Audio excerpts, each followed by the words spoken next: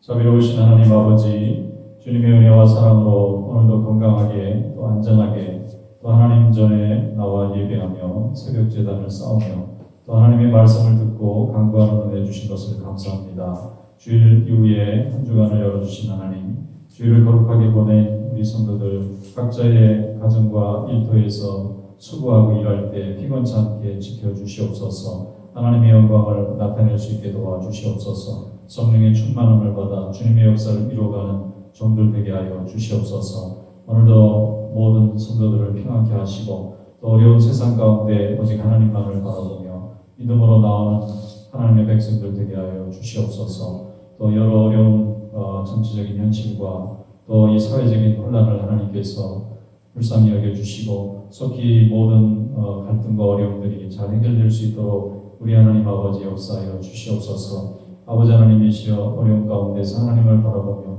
간절히 기도하는 종들의 기도를 응답하여 주시고 또 코로나 바이러스로 또 여러 가지 인종 갈등으로 어려움을 겪는 이 사회에 하나님께서 복음의 은혜로 함께하여 주셔서 모든 이들이 다 하나님 앞에 겸손하게 또 순종하는 믿음이 될 수 있도록 우리 하나님 아버지 역사하여 주시옵소서. 이 시간 또 하나님 말씀 듣습니다. 은혜로 함께해 주시기 원하옵고 예수님의 이름으로 감사하며 기도드리옵나이다.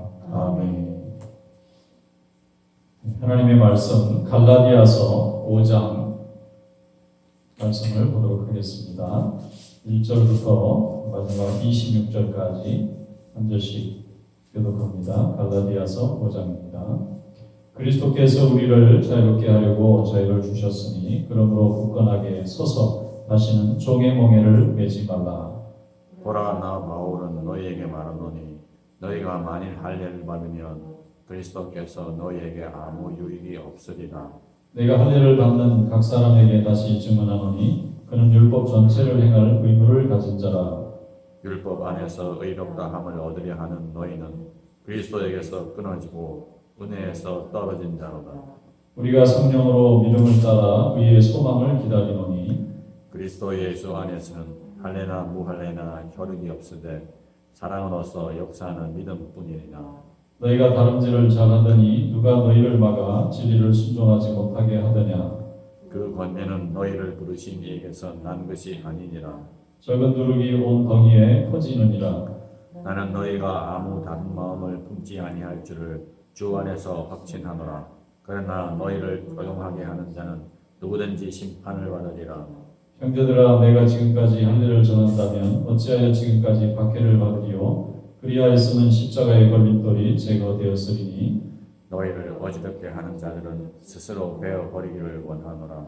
형제들아, 너희가 자유를 위하여 부르심을 입었으나 그러나 그 자유로 육체의 기회를 삼지 말고 오직 사랑으로 서로 종노릇하라. 온 율법은 내 이웃 사랑하기를 내 자신같이 하라 하신 한 말씀에서 이루어졌나니 만일 서로 물고 먹으면 피차 멸망할까 조심하라. 내가 이르노니 너희는 성령을 따라 행하라. 그리하면 육체의 욕심을 이루지 아니하리라. 육체의 소욕은 성령을 거스르고 성령은 육체를 거스르나니 이 둘이 서로 대적하므로 너희가 원하는 것을 하지 못하게 하려 함이니라. 너희가 만일 성령의 인도하시는 바가 되면 율법 아래에 있지 아니하리라. 육체의 일은 분명하니 곧 음행과 더러운 것과 호색과 우상 숭배와 주술과 원수 맺는 것과 분쟁과 시기와 분냄과 당 짓는 것과 분열함과 이단과 투기와 술 취함과 방탕함과 또 그와 같은 것들이라. 전에 너희에게 경계한 것과 같이 경계하노니 이런 일을 하는 자들은 하나님의 나라를 유업으로 받지 못할 것이요 오직 성령의 열매는 사랑과 희락과 화평과 자비와 양선과 충성과 온유와 절제니 이 같은 것을 금지할 법이 없느니라. 그리스도 예수의 사람들은 육체와 함께 그 정욕과 탐심을 십자가에 못 박았느니라.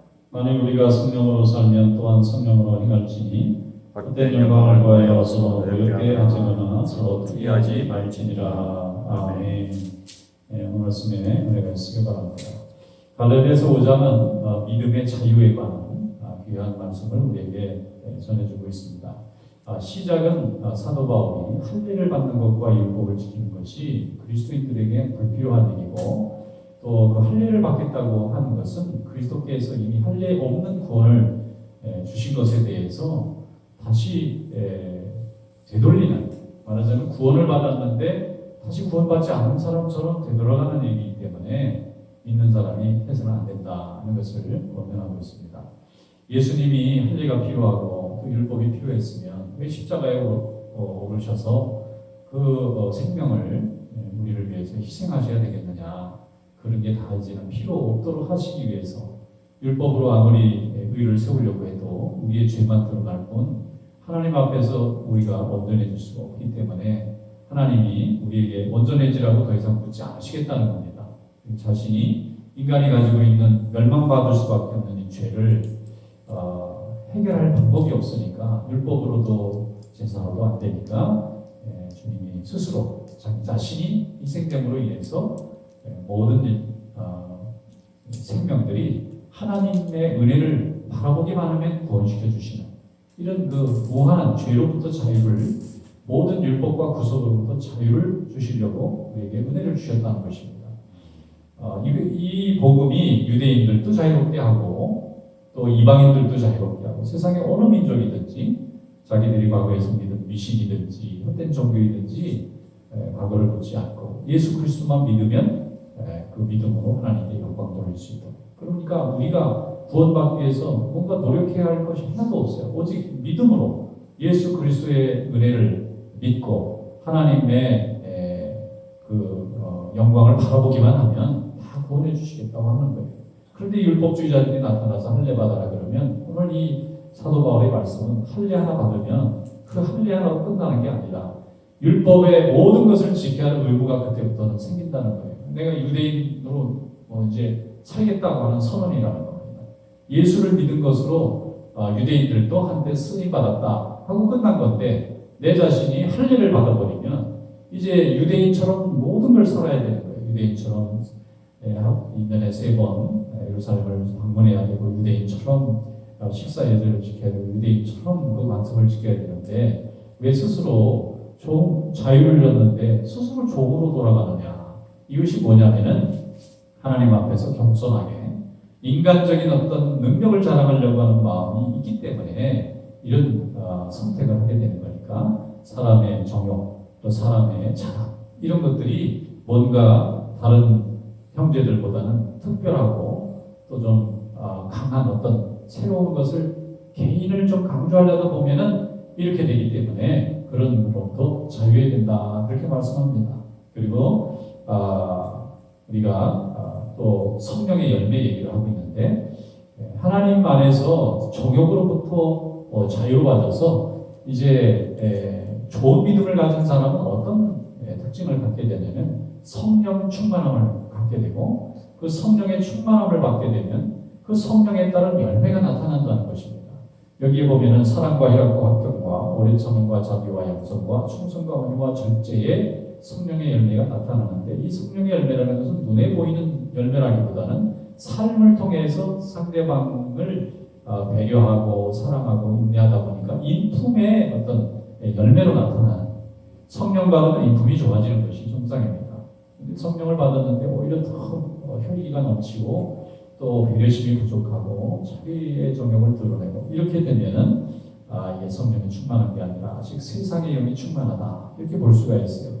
세상의 영에 충만한다는 것은 여기에 그 19절에 보면은 육체의 일이다, 이렇게 표현하고 있는데, 음행과 더러운 것과 허색과 우상숭배와 주술과 원수 맺는 것, 분쟁, 시기, 분냄, 당지는 것, 분열, 이단, 투기, 술 취함, 방탕함, 이와 같은 것들을 하는 삶이 있다면 그가 예수를 믿고 교회를 다니고 또 하나님을 믿는다고 할지라도 그의 마음은 성령이 지배하는 것이 아니라 세상의 영이 지배하고 있다는 겁니다.